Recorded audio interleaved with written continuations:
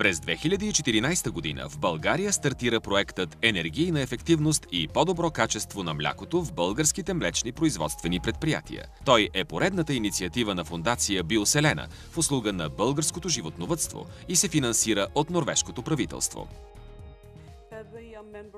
Въпреки че Норвегия не е член на Европейския съюз, ние членуваме в Европейското икономическо пространство, което означава, че Норвегия, Исландия и Лихтенщайн сме част от вътрешния пазар. Именно за това Норвегия има отговорност за намаляване на икономическите и социалните различия в Европа. През последните 7 години Норвегия подкрепя проекти в България по два начина. Чрез финансовия механизъм на Европейско икономическо пространство и Норвежкия финансов механизъм, като Норвегия предоставя 97% от средствата. В България за периода 2009-2014 година имаме 15 програми, като финансирането е 126,6 милиона евро за различни сектори.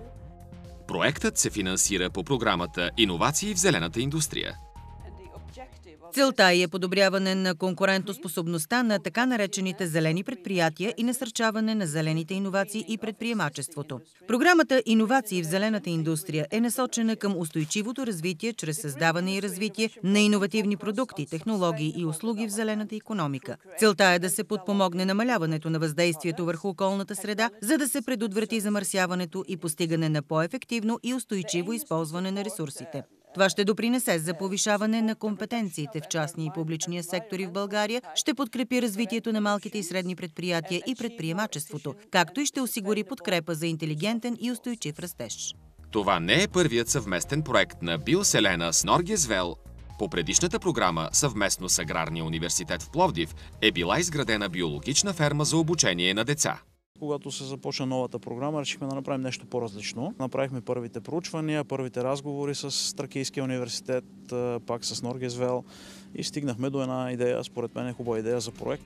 Основната цел на проекта е да допринесе за устойчивото развитие и опазването на околната среда в България, чрез използването на възобновяеми природни енергийни източници, като дървесина и соларни панели, за осигуряване на топла вода, за миене и почистване в млечните ферми, което ще повиши и качеството на млякото. Ще се оползотворява и енергията, отделена от системата за охлаждане на млякото. Сред основните дейности на проекта е изграждането в 3 пилотни млечни ферми на комбинирани устройства за затопляне на водата. Партньори на Биоселена в проекта са Тракийският университет в Стара Загора и Norges Vel, Норвегия. Считаме, че с разработването на проекта Енергийна ефективност и по-добро качество на млякото в българските ферми, ние бихме помогнали на фермерската общност да подобри своята ефективност в работата в областта на животновъдството. Когато посетих за първи път животновъдните обекти, видях, че млечните ферми в България разполагат с 80-100 литра топла вода и с това количество трябва да измият цялото оборудване, което е в контакт с млякото, включително и да се изкъпе персоналът. В Норвегия за тази цел имаме 10 пъти повече топла вода. Затова решихме, че това е една добра идея. Подобен тип инсталации, освен че подобряват качеството на млякото в съответствие с новите изисквания на Европейския съюз, спестяват пари на фермера, защото това е възобновяем източник, безплатна енергия от слънцето.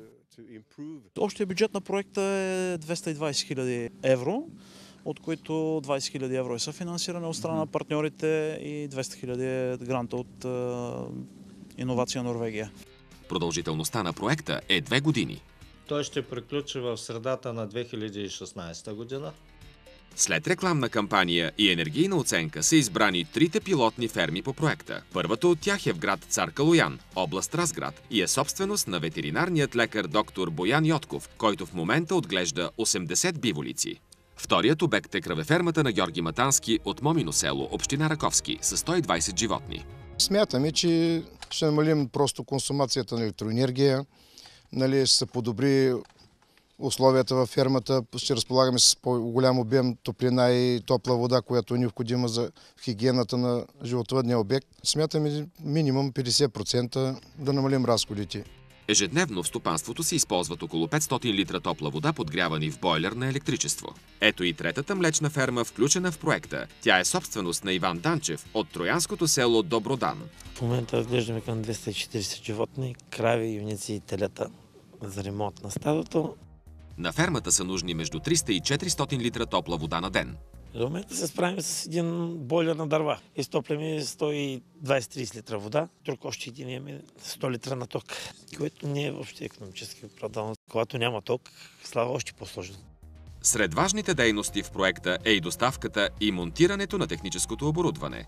За него беше направено задание, беше направена обществена поръчка, търг и определена фирмата, която ще достави и ще монтира съответното оборудване. Първия, който източник ще приемаме топлина от него, значи това са така наречените соларни панели. Това е първата стъпка, в която ще се получава топлина, енергия за стоплянето на водата. При недостиг на тази енергия, системата автоматично ще премине на котел, който е комбиниран с пелетна горелка, така наречената нова биомаса. И ако вече евентуално не стигнат пелетите, тогава минаваме на електричество. В този бойлер ще постъпва водата от друг първи бойлер, който ще бъде съответно стоплен от хладилните съоръжения. Ползите са следните. Значи, първо водата ще бъде стоплена, значи от порядъка на може би на 3 пъти по-ефтино, отколкото е стандартно с ток, да бъде стоплена. Екип от 4-5 човека за около 6 до 8 работни дни изгражда съоръженията във всеки един от животновъдните обекти. Техниката е доставена по тези ферми, монтирана е, извършен е оглед, преглед и приемане на тази техника и нейния монтаж. И в момента вече техниката работи и е в своя изпитателен срок. Изключително професионално е свършена работата и това, което най-много ми хареса, нещо, което дори не съм очаквал, е комбинираният котел, в който може да се използват и цели дърва и пелети. При нас това е тенденция. В момента норвежкото правителство насърчава фермите да бъдат независими на местно ниво, да не им се налага да купуват енергия от друго място. И в този случай фермерът може да избере дали да ползва дърва или пелети, в зависимост от възможностите.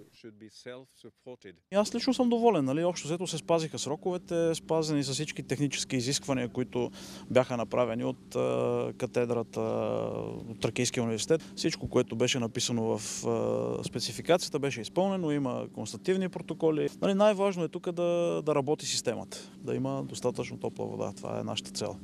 Време е да проверим дали са доволни и ползвателите на изградените съоръжения. Собственикът на биволовъдната ферма в Цар Калоян, доктор Боян Йотков, вече има впечатление от новата си придобивка. Сега в момента работи и сме доволни от изградените съоръжения. Повиши се количеството на топлата вода и оттам се надявам да се намалиха и разходите. В Момино село комбинираната система също работи и собствениците на кравефермата вече не изпитват недостиг на топла вода. След монтирането на системата ние видяхме, че от нея има доста голям ефект и се радваме просто, че участвахме в проекта. Близо 2 месеца я ползваме системата и мога да кажа, че ефектът е доста голям за фермата, след като разходите за електроенергия ни паднаха близо 1/3. Какво е настроението във фермата на Иван Данчев от село Добродан? Относно системата, преди бях малко песимист, но след приключване на всички ремонтни дейности, вече съм оптимист. С тази система се решихме въпроса с отоплението, с топлата вода за измиване на системите, за измиване на кравите. Изцяло решение е въпросът с топлата вода. Изключително удобство е за фермери като мен, защото по този начин се икономисва доста ток. Не искаме сега да проследим тези инсталации, колко топла вода произвеждат, с какъв разход на пелети, на дърва, на слънчева енергия и да видим каква е икономията. Това е много важно, за да се убедят хората, че има смисъл да се прави такова нещо. Не, че е красиво, изглежда добре, по-малко работа, но трябва да покажем и, че е по-малко пари. И нещото, което е изключително важно за нас, това е обучението. Едногодишен срок сме се отделили в проекта за обучение на студенти, на фермери, за участие в изложения, за популяризиране на резултатите от проекта.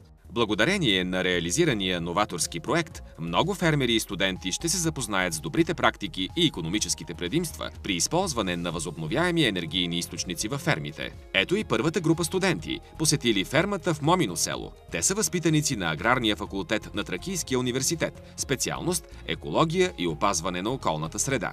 Днес заедно с моя курс по часа по екологично строителство дойдохме тук да посетим тази ферма, за да видим наживо как се развива този проект за по-екологично производство на млякото. За да го видим наживо е доста по-интересно, доста по-нагледно Тук преподавателите и домакините бяха добри да ни обяснят, показаха ни, имахме възможност да видим и беше много интересно. Тук научихме доста нови неща, в които вече са реализирани, които вече се практикуват. По този начин и ние вече може, ако някой от нас реши да се занимава с нещо такова, ще има някаква идея. Разбира се, ние винаги можем да се консултираме с нашите преподаватели, които са участвали в осъществяването на тези проекти. Според студентите, именно модернизацията и използването на зелена енергия е правилният път, по който родните фермери могат да стават все по-конкурентни на европейските си колеги. Това е начин. Естествено, че сигурно ще има и още доста нови идеи, които може да се реализират. Надявам се ние да бъдем едни от тези хора, които ще успеем да се справим с тези неща.